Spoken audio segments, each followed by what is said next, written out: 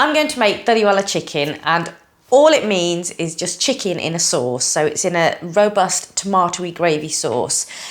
For me, this is almost like my ultimate chicken curry, but the sauce can be used for lots of different types of meat. But if we get going first, so a little bit of oil, probably about a tablespoon, and I like to use rapeseed oil just because it's nice and light.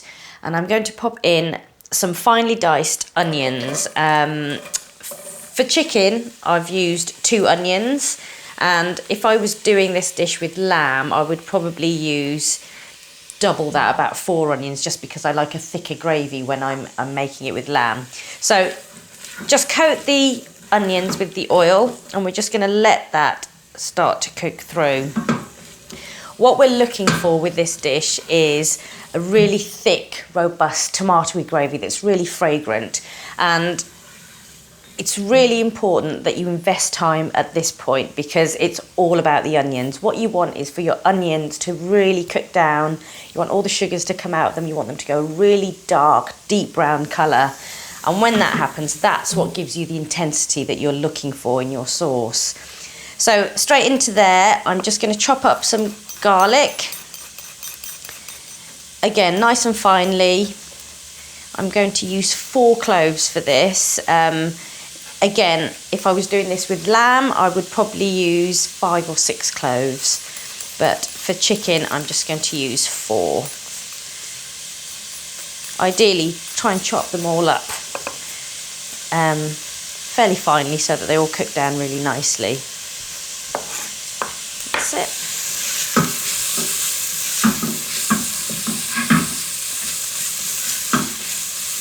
I like to let my onions sweat for a little bit before I go in with my garlic, just to give them a little bit of a head start. There we go.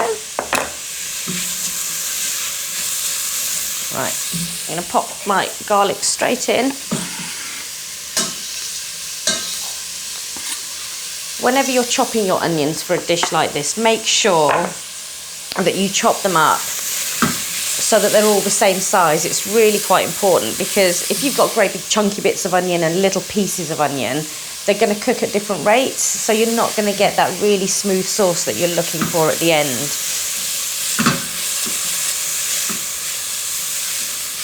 As you can hear, I've got this on a fairly high heat, and the reason that I do that at the beginning of the cooking process is just to get all the liquid, all the water coming out of the onions. And once that happens, then I'll turn the heat down a little bit, and I will let those just start to cook down by themselves.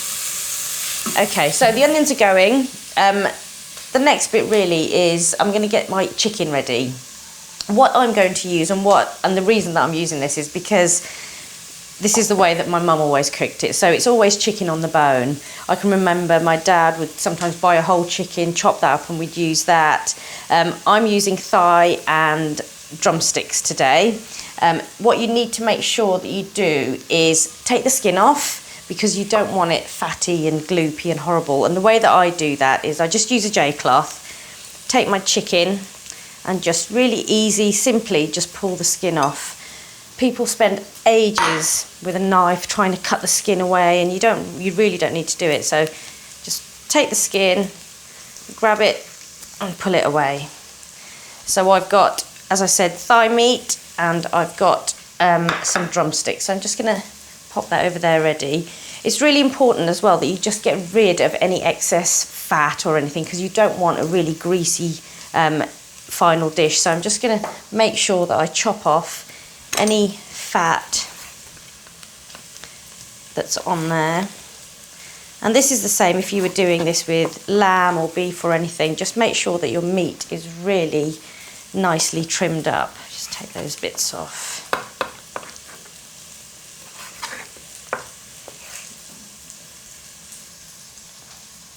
Right, I'm just going to wash my hands and get rid of that chicken. Okay, so keep an eye on your onions. They're sizzling away. Whenever I do my group sessions, people always ask me why I take so long with my onions. And for me, it's the basic foundation of a really good curry. Cook your onions till they're beautifully dark and brown and caramelised, especially if you're doing a meat curry. And that's where you'll get your flavour and your intensity from. if you're interested in looking at other recipes, I've got loads more on my YouTube channel, so make sure you subscribe. It's all free, and there's some lovely inspirational videos on there that I hope you'll enjoy. So the onions have been cooking for about 15 minutes. I'm just going to add a little splash of water just to lift anything that's caught the bottom of the pan. And that's really what you should do, rather than adding any more oil or anything. What it does, it just lifts everything off the pan, and it just helps them to brown just that little bit more. And as you can see, they're getting that lovely, almost gloopy consistency. So that's what we're looking for. So into that, I'm going to put some fresh ginger. A lot of people spend a lot of time peeling it and all sorts. What I tend to do is, if you've got a really fresh piece of ginger, all you need to do is wash it, chop it up, and then just grate it straight in.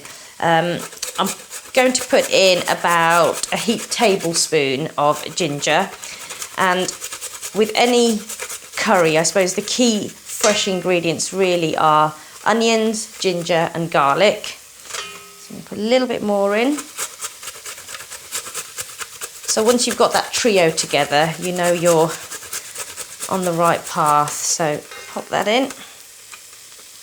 I also, just as a bit of a hint here, or a tip, I like to put my ginger in after my onions have caramelised, just because ginger's fairly fibrous, so you find that it catches on the bottom of the pan really easily. So once my onions and garlic have cooked down, I then put my ginger in. You will find that different people do it in different ways, but that's the way I do it. That's the way I've been taught to do it. So once you've got your ginger in there, we're going to go in with our spices, and this is a really simple dish in terms of spices. So I've got a tin of plum tomatoes. It's about 400 grams. I always use whole plum tomatoes just because I think plum tomatoes give a much nicer gravy than chopped tomatoes. They just give a much thicker sauce. As soon as you put something cold into your pan, just make sure you turn it up slightly, just so that it starts to heat through. And using your spoon, just start to mash those tomatoes up, and you'll be amazed at how quickly they break down. Into that, we're going to put some salt for seasoning. So I'm going to put a teaspoon of salt in. I'm going to put turmeric in, which is for that lovely iconic curry colour. And that's all I'm going to add in terms of spices for the time being. So give that a little bash. The other thing that I like to do is, people always throw away the stalks of their coriander, and it's a real shame because they are packed full of flavour. So in a dish where I'm making a gravy, making a really thick sauce, what I like to do is use the stalks, just finely chop them up, and they add a real freshness and a real lovely flavour to your gravy or your sauce. So just pop those in and give that a stir through, and you can see that you've got that base sauce, or your masala is starting to come together. What you haven't got in here is little bits of raw onion floating around. You've got everything almost melting together. So the onions, the tomatoes, the ginger, the garlic, everything just needs to come together to start making that masala sauce. I'm also going to add my chilies. So I like to use fresh green chilies whenever I'm cooking a dish like this. I think I've said in my recipe use one chilli, but I want something with a bit more of a bite today. So I'm going to use 2 fresh green chilies. If you are cooking for the children and you don't want it to be spicy, then just by all means, just miss the chilies out. A curry doesn't have to be hot. It doesn't have to blow your head off. It's all about flavour. It's all about layering that flavour in. And if you like something spicy, then add more chilli. If you don't like it spicy, then just make it more mild without adding that chilli. You don't have to listen to exactly what the recipe says. It's about you cooking, and it's about making something that you're going to enjoy and your family are going to enjoy. So don't be too worried about sticking to a recipe when it's things like chilli or seasoning as such. Okay, so we're going to stir that chilli in. And I want to let this cook down for about 5 minutes or so, just so that everything comes together and it all starts to just melt in and make that really thick masala sauce. So this is your masala base. So once you've got your masala base pretty much there, it's looking really nice and thick, that's when you want to add your meat. And as I said, you can use lamb, you can use beef, you could use chicken. Sometimes I use chicken off the bone, so I use thigh meat. Today I'm using meat on the bone. It would be really good to hear what you guys do. So please feel free to comment, let me know how you get on with the recipe, because I'd love to hear you know, some of your stories, and you know, I'd love to know if your kids like this dish, because my kids absolutely love it. So yeah, do drop me a line and let me know. Right, so that's looking good to me. It's pretty much there. What I am going to do is have a little taste, because this is probably my favourite bit. So this cooked masala. See, it's really hot. And it's supposed to be really spicy. That will dissipate once you add your meat to it. So into that, I'm going to pop my meat. This is probably one of the most important bits of whenever you're making your ultimate chicken curry, if you like, or ultimate curry.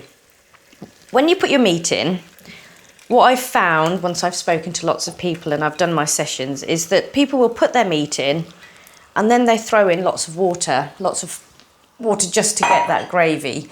Now this dish is called tariwali chicken, which means chicken in a sauce. So it's all about that gravy, it's all about that sauce. Once your masala's right, you put your chicken in like I've just done, and just turn your heat up, because you almost want to seal the meat in that sauce. So just stir it, make sure you coat all of that meat in that lovely masala base, so it's all coated. And just give it a few minutes, give it about 4 or 5 minutes, so that it almost just starts to change colour, just starts to go that white. I'm going to leave this to cook for about 25 minutes. I'm going to keep an eye on it, I'll keep coming back to it. But if you were doing this with lamb, you would do exactly the same thing. Make sure you coat it with all of that masala sauce, but you would probably need to cook that for about an hour. If you're doing this with prawns, it would take about 5 minutes to cook them. Beef, again, up to an hour. So keep an eye on it. Think about the meat that you're using. If I was using thigh meat that's not on the bone, it would only take me 20 minutes or so to cook through. So just be aware of what it is that you're cooking in terms of the meat. So just turn that down, pop the lid on, and I'm going to leave that chicken then to cook until you've got that lovely gravy and that sauce has started to come through. My chicken's been cooking for about 25 minutes. I have had a little sneaky peek and I've been stirring it every now and again just to make sure it doesn't catch the bottom of the pan.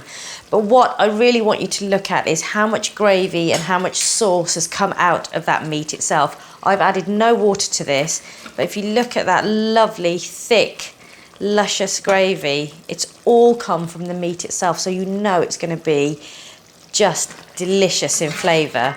So I'm just going to give this a final little stir through, and this is what I want. I want the meat almost flaking away from the bone.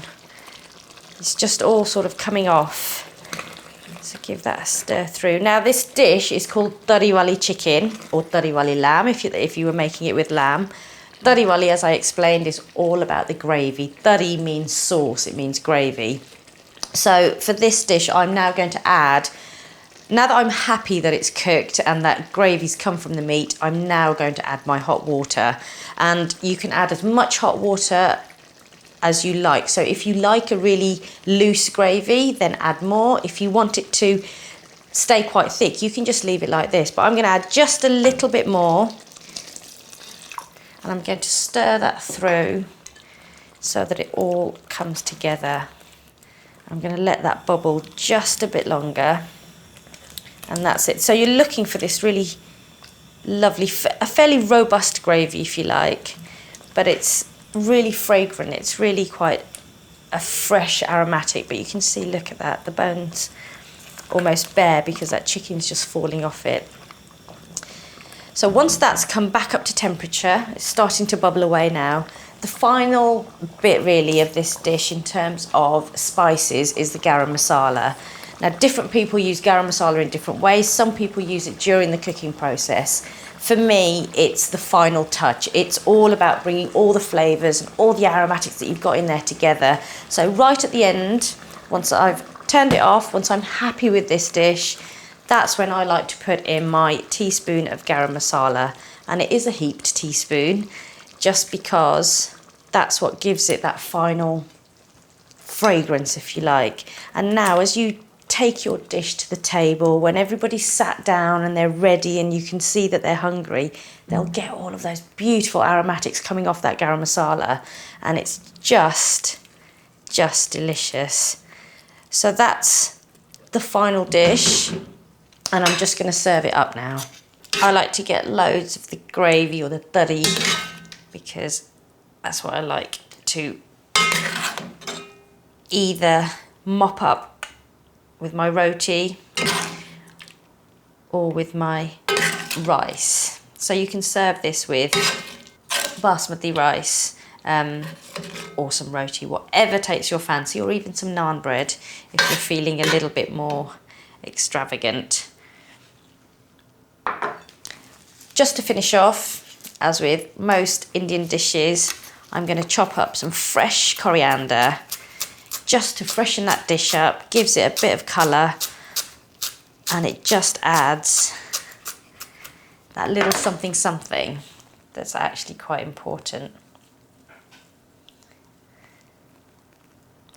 So thank you for watching. I really want you to try this dish. It's full of flavour, it's delicious, but it's really simple to make. It's also my mum's chicken curry, so please do give it a go. I've got loads more videos on my YouTube channel, so check them out, see what you think, leave your comments, tell me how you get on with some of the dishes. I really would like you to cook along with me, Harry Ghotra, and try some of the recipes out.